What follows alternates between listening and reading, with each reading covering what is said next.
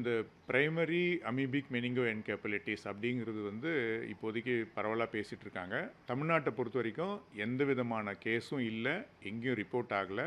அதற்கான வாய்ப்புகளும் ரொம்ப ரொம்ப குறைவு.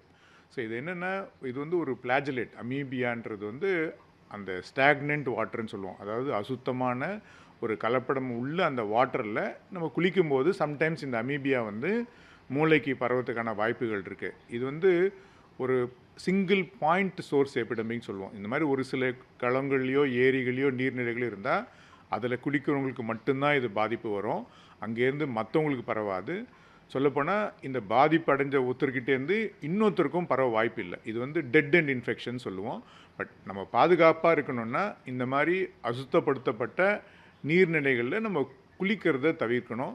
பர்டிகுலராக போஸ்ட் மான்சூன் மழைக்காலத்துக்கு அப்புறம் இந்த கண்டாமினேஷன் கூடுதலாக வர வாய்ப்பு இருக்குது. ஸோ இந்த டைமில் குழந்தைகள் இந்த மாதிரி நீர்நிலைகளில் குளிக்கிறத நீங்கள் தடுத்தீங்கன்னாவே போகிறோம்.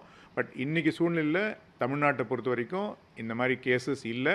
நம்ம அச்சப்பட தேவையும் இல்லை.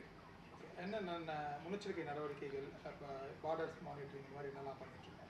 ஸோ இப்போ கேரளா பகுதியில் இந்த கேஸ் வந்ததால் அந்த கேரளாவை ஒட்டி உள்ள பார்டர்களில் கொஞ்சம் இன்டென்சிவாக சர்வீலன்ஸ் பண்ண சொல்லியிருக்கோம்.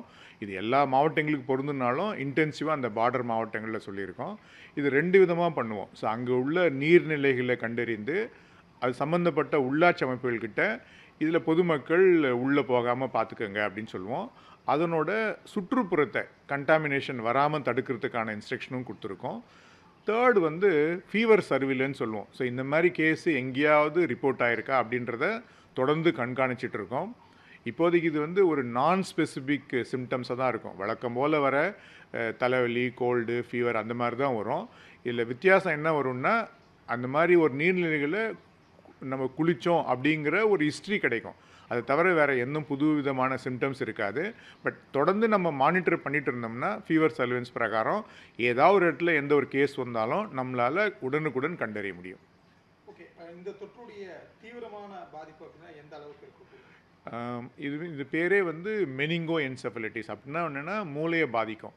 ஸோ மூளையை பாதிக்கும் போது ஃபெட்டாலிட்டி கூடுதலாக இருக்கும். அதாவது இறப்பதற்கான வாய்ப்புகள் கூடுதலாக இருக்கும்.